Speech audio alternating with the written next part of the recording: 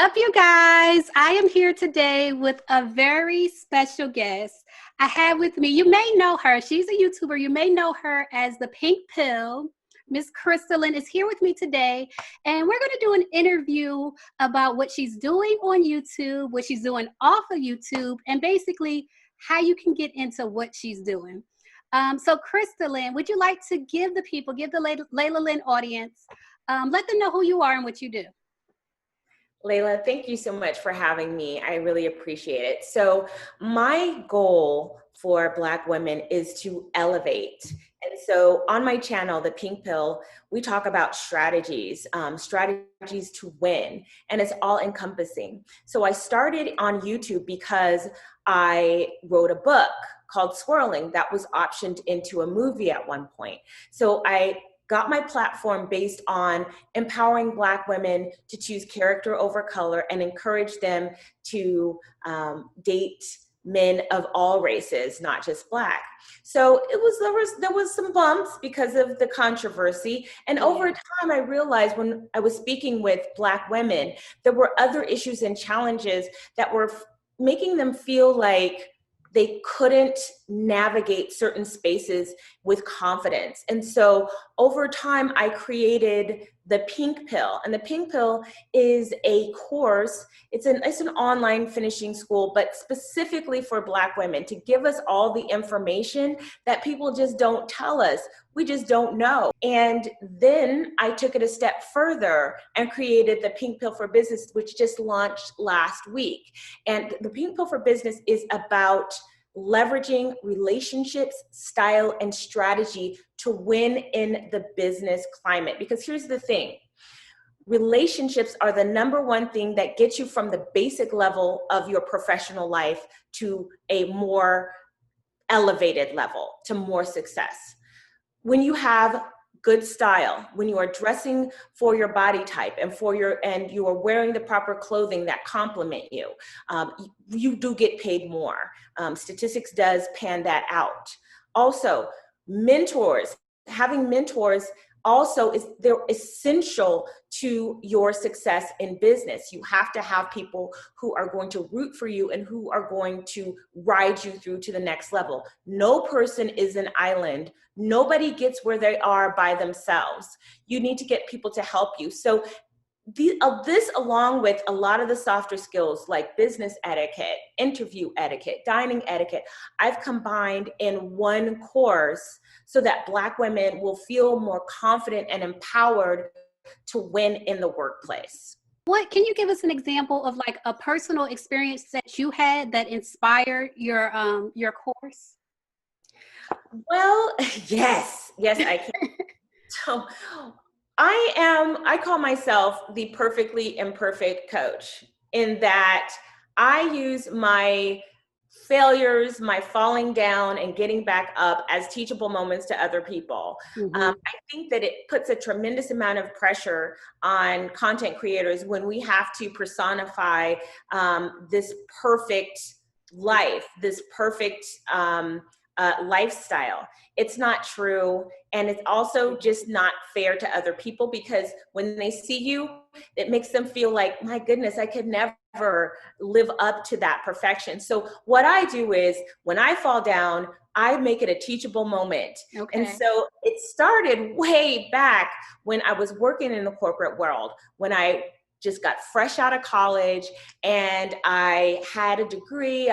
I graduated cum laude from a very prestigious school. And so I was just going to show them. I was just going to go in there and I was going to show them.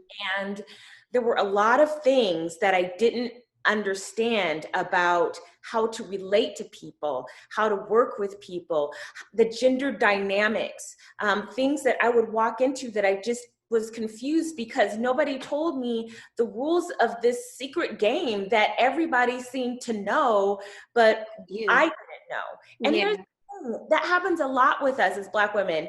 A lot of us are the first generation to go to college, or we come from solid middle class or even low class backgrounds. So you're not really taught those soft skills, those unsaid things. And here's the kick though. In polite society, it's not proper to tell you if you're doing it wrong.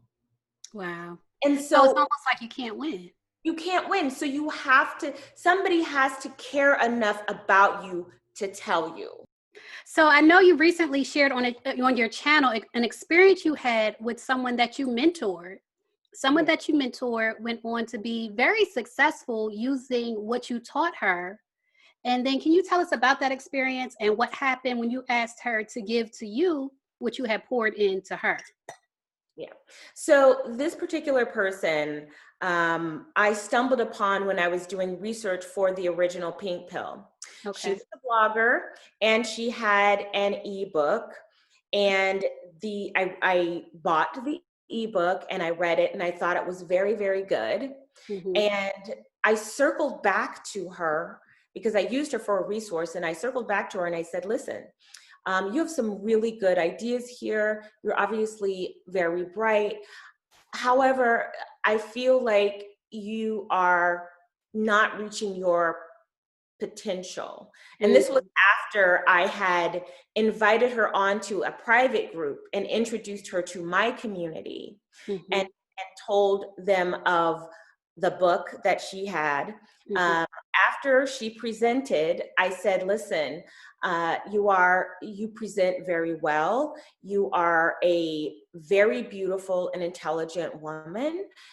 I feel like if you do these things, because she communicated to me that her book wasn't selling, that there wasn't a lot of visitors to her blog, and I Yeah. told her step by step what to do. And Mm-hmm. not to take anything away, I told her to stop selling the book, make it into a course. I Mm-hmm. told her to stop posting other women, other glamorous and elegant women on her Instagram, and make it solely about her glamour and her elegance, because she was enough. Mm-hmm. Then I told her to start a YouTube channel. She went on to do all of these things and more. And this is not to take away from her intelligence, of her hard work, because Yeah. she is intelligent, she is a hard worker, and she's very, very good at implementing the advice. But once she got to a certain level, she acted like she just woke up like that. Mm. And she And clearly didn't. If you know her backstory, which I'm sure you do, she there's a clearly lot, didn't. I don't know. Because here's the thing. I'm learning a lot after the fact. And I have to be Okay. honest with you, I'm a busy woman. I'm a Mm-hmm. wife, have 4 kids. And so there were certain things that I looked at, but there, as a whole, there were some things that I found out later that I Mm-hmm. wasn't privy to, or that were revealed to me later. Yeah. I did read an article about her. The article was from a couple years ago, and it talked about how she had done, it talked about basically her physical makeover, like as far as plastic surgery and different things that she had done to her body to make her, I guess you would say, more attractive for an elite society. And it Mhm. just made me wonder her origins and things she had done in the past. Mhm. I think we both know what we're saying. Yes. Yes. So it Um, didn't outright say that, but that's what it made me think. Yeah. yes. And so I think that um, there may be a cultural element to Hmm. how I was treated. I want to be very careful about how I broach this, because I want to be respectful.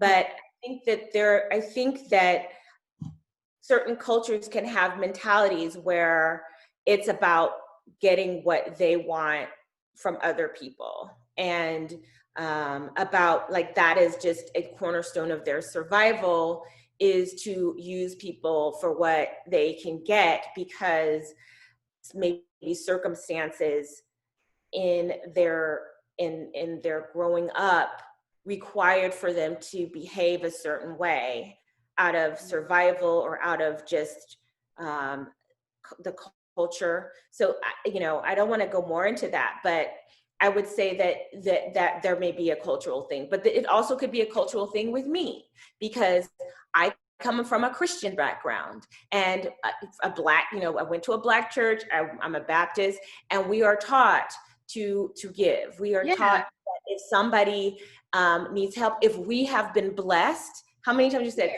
we have been blessed, we are to bless others. So that is the framework that I come from.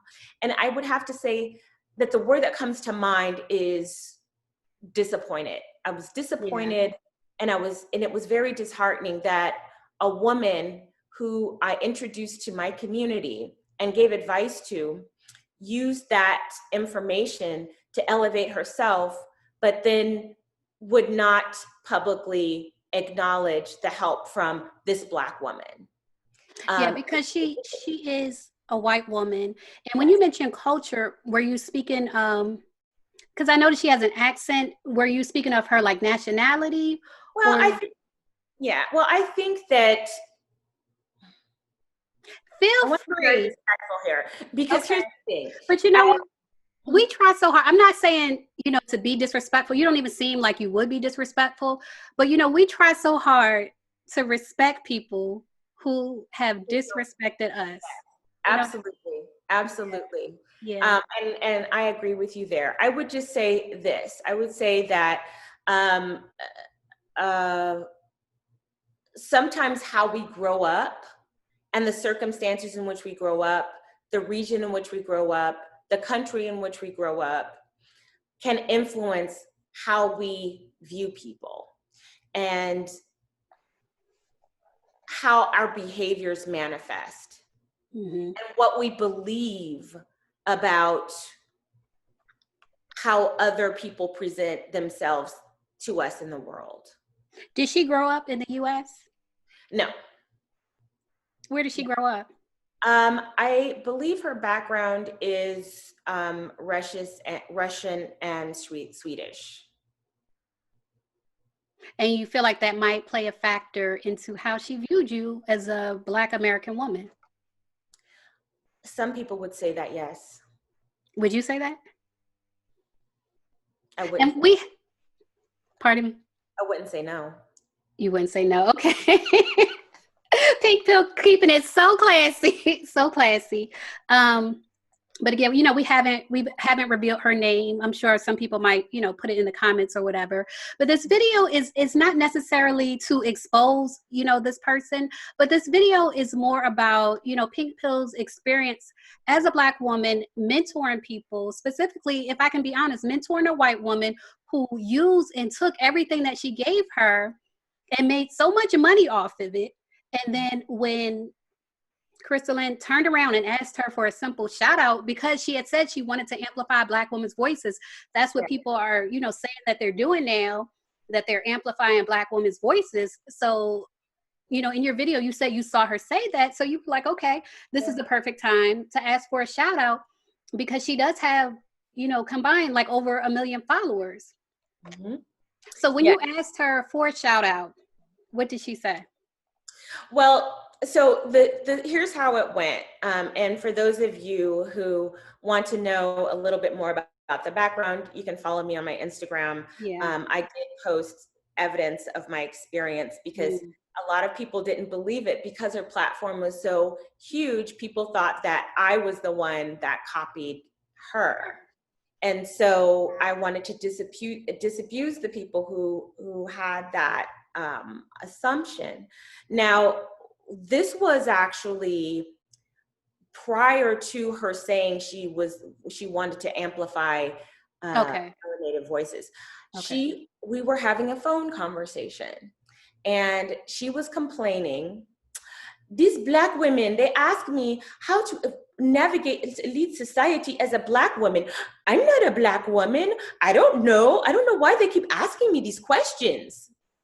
Yeah. And so I didn't say anything at the time, but I did write her a message, and I said, hey, would you be willing to shout out to your women of color who are having trouble in this way, to say, hey, my friend Lynn covers a lot of this stuff. While I'm very good at this, she may be able to better help you with an experience that I cannot identify with. It doesn't take anything away from her to say that I don't know how a Black woman navigates in elite society. It doesn't take anything away from her. However, she declined. She said, "Oh, I don't want to get into the race stuff, and I don't want to get it into that political stuff." Political. And at the time, I said, "Okay, I can understand that." And this was, a year ago, where we had this conversation. Okay. Memorialized on WhatsApp. Okay. And then there was another time where I was going to expand my platform to do coaching on how people can start their own online courses based on their passions and what they really want to teach other people. I said something about, hey, I would like to just mention that I've given you some insight on your platform and how you went on to do amazing things. And the response that I had from her was, when you are asking for recommendations, it is really not proper to tell people that's what you're going to do. And I need to speak to my business manager to see if this is going to be good for my brand. And anyway, while you gave me good advice for an hour, she said, for an hour. Well, you gave me good advice for an hour. I already had a marketing background, and I've spoken with other very powerful people, and I was already thinking about having a course, and you told me to do transform the course to be about how to be classy, but I made it about elegance and entering high society, so it's different. And I thought to myself, so you mean to tell me that instructions on how to be classy and elegant have nothing to do with what you're doing right now? Yeah. So you're telling me that your platform prior to this and your book on how to be classy is totally different from how to enter polite society, as if class doesn't matter? And so because I'd never asked her for things. But the two times that I asked her, I knew. It was also a feeling because as her popularity grew, she disengaged. Wow. Spoke less. Wow. She wasn't even really liking my Instagram posts. So there was a feeling that I had, but in what I do, it's very, you have your hands tied behind your back. It can be a risk to call somebody out on something, especially when you're dealing in a space where you're trying to teach women how to navigate in a classy way. And Right. so it was a risk for me to bring this out, but I had to, because that Melanated Voices post, and then knowing that she would not amplify. She had a melanated friend who showed her how all of this was done, that she refused to amplify. Yeah. And then what happened after that, maybe a day or two after I had told my community, because I felt like this, they need to know. People are free to make their decisions, but they need to know that this person's motivation may not be what will edify you as a woman of color. Yeah. And that maybe her interest and passion for your success should be something that should be examined. Yeah. And Well, so days later, I'm sorry. Now, I was just going to say, I'm glad you took that risk. And I wanted to go back. I know you said that she mentioned that you only, mentored her for an hour. I wanted to go back to what year it was you met her and how long it was that you were in close contact and giving her information. For about a year and a half. So Okay. people have this mistaken belief that I just met her, and 5 minutes after I met her, I was just giving her the whole, keys to the kingdom. Yeah. That wasn't the case. It was over time and over conversations. And at the time, I have to go back to, I was in a really good place, Mm-hmm. and good things happened to me. I want good things to happen to other people, and I Yeah. wanted to share. And there's also this mistaken idea that, oh, so you gave all of this information to this white woman, but you don't give free information to Black women. And it just boggles my mind when people say that, because I've been on YouTube for 10 years, and prior to my courses, everything was 100% free. Yeah. And You just click on the video. Yeah. and I've helped, and here's the thing, I've helped a lot of Black female content creators and given them access to the back end. Mm-hmm. I just don't talk about it. You Yeah. wouldn't have known about this situation had the other thing happened. It's not something that I broadcast. Mm-hmm. I believe that when I do work for people and help people, it's not something that I immediately announce. I've given dozens of free courses to people. I have a course called the Pink Pill for College that I've gifted college age young Black women. I've given the Pink Pill to women who are struggling and I know they can't afford it. I've given that to them. So the idea that people are formulating that I just saw this white woman and I was so just aglow to just be basking in her presence, that I gave her everything. What I gave her, the advice that I gave her, given to many Black women. Mm-hmm. And so I want to be clear that I come from a place of giving information, helping people, because I want people to win. If I see something in you, and I don't care what color you are, if I see something in you, I'm going to help you. I'm going to help you. Now, when you said you asked her twice and you said her response, especially the second time when you were, mimicking her response, it seems like she was offended. The response she gave you seemed like she was offended by you asking her for a shout out. Yes. Why do you think she would be offended?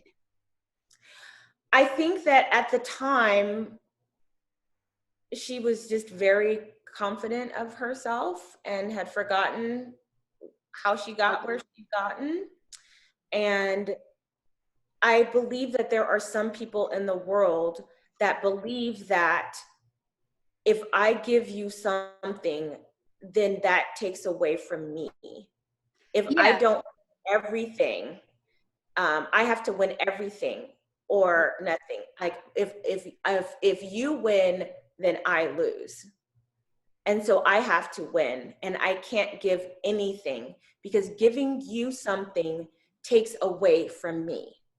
And those are the people that have a reluctance to share, because they're often frightened that giving you something will take away from something that they have. And they come from a position of scarcity, that there can only be one, and that there was not enough room for other people here. Yeah. After you made your video about the situation, and I went to her channel, her Instagram, I want to say 1 or 2 days later, and I saw she did, an interview with one of her students, someone that she mentored, a Black woman that she mentored. And I felt like that's what really, to be honest with you, it upset me, because I felt like she only wanted herself to be in a place of authority. So for her, if she was going to share her platform with any other woman of color, it had to be someone who looked up to her, not someone that mentored her that she looked up to at one point, but it had to be someone that looked up to her. But I also thought it was just a very cynical thing, because it had happened a day or so after I'd come out with what I said. and to sort of use, it was almost like a re-victimization of Black women, that, okay, well, in order to clean this up, I'm going to highlight this woman of color, this token person, Yeah. to assuage any suspicion that I don't care, or that I can't lend expertise in that area. It just was a very cynical response. And it I was, feel like she used that woman. She used you, and I feel like she used that woman. That woman probably doesn't even know, what's going on. But I yeah, feel like she used her. And I know you've definitely learned from this situation, and you shared absolutely. that on your channel. So what is next? Can you tell us more about the pink pill for business? Oh, I'm so excited. So I launched the Pink Pill for Business last Wednesday, and it is a comprehensive course based on my training. I was recently certified as a business etiquette consultant, trained by the Charleston School of Protocol. And I am also a style consultant, and I was trained by the Style Institute of London. So I utilized that knowledge Yes. so that we could approach business. We could learn about relationships, we can learn about style, we can learn about etiquette, and we can learn about strategy, so that we can win. And so that is just something that I am so passionate about. Having Black women who didn't maybe have that training, did not have those people pull you aside and say, here, this is how it's done. Using your style and your appearance, your grace and your etiquette and your knowledge of protocol to shine. It's not about doing one thing 1000% better. It's about doing a lot of little things 1% better. And all of those little 1% things that you do better, that is the difference. That's the secret sauce. That makes you the distinction. So I teach Black women how to be the distinction and navigate in this world very confidently, whether they work for somebody or they're starting their own business. It works both ways.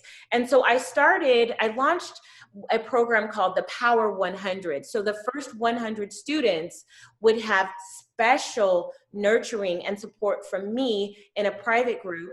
I would give them additional training. I would train them on how they can start their successful online course, and also network. So we're building a database, so everybody who is in the Power 100 knows of everybody's background, what their expertise is, so that we can pool information. And so the course is 3 phases. The first phase came out. The second phase is coming out next month. And then the third phase is going to be the Pink Pill for Business app. So wherever you go, you're going to be able to get tips and tricks to just, and sort of reminders of how you can best present yourself in the workplace or in a meeting, or if you're trying to sell something, just quick things that you can take with you. So my goal is to empower women to go to that next level. Let me ask you this. And this is based on a friend of mine. For me, like, I don't work in corporate America anymore. I was kind of like you. Like, I graduated, first of all, going all through school, like I was a straight A student, and people always tell you, oh, you're going to be so successful, and then I went to college, got a graduate degree, still thinking that I'm going to be successful. But for me, like, I'm going to be honest with you, I don't navigate corporate America well. Like, I can't get into that groove. But I have one of my best friends does so well. To be honest with you, she makes so much money. She's a dark-skinned woman. She will not wear braids to work, and she only wears muted colors. She, like what I have on right now, she would not wear to work, even though, it's a lilac. Like, she only wears muted colors to work. And I want to know, do you think you can be like your full Black self in corporate America and still get ahead? Absolutely, absolutely. I will acknowledge that there were times where we did have to conform in certain ways that made us feel like we weren't really being our authentic selves. But the thing that I teach you is that you can be creative with your style and express yourself within the confines of the corporate dress code. So you do need to know your LOL. I call it the LOL, which is the lay of the land. So you need observe others and how they dress, because it may not be about you being Black. It could be the corporate culture that mandates a certain look. And so you're going to have to navigate and express yourself within what is acceptable for that organization. But I think that color is important. I love color. Color speaks a language. Color can influence the psychology of you and how others feel about you. Like right now, I'm wearing orange. Yeah. That means Beautiful. something. Yeah. Thank you. That these colors have meaning. Say, for example, you're having a presentation where you want people to be excited and you want people to buy into what you're saying. Maybe you wear red, because red is dynamic and it's energizing. And and say you're down that day and you're like, I need a quick pick me up, and wear red. Or so you think that is okay? absolutely. I'm so surprised to hear this. I'm so surprised, because so many Black women will not wear bright colors to work. No, you absolutely can. But the thing is to have balance, because here's the thing: you want to express yourself stylishly, but you don't want it to be a distraction. Right. Right. So when you distract, then people stop really listening to you, and they're paying more attention to what you're wearing. So I wouldn't wear this to a board meeting. Right. Distracting, you know. It's too cute, basically. It's too cute. But so you want to make sure that you are you're being true to your personal style, and I do talk about that in the Pink Pill. We have a quiz on discovering your style personality, and we talk about colors. And the thing is that colors have a psychological effect. They really do. Yeah, I believe that. For instance, if you want somebody to trust what you're saying, say you want somebody to trust a law or some legislation, you wear blue, because blue is the color of professionalism, Yes. of knowledge, of security. Think about, police officers. I know that's hard right now, but there's why they wear blue. They wear blue because the colors mean something. They signify something.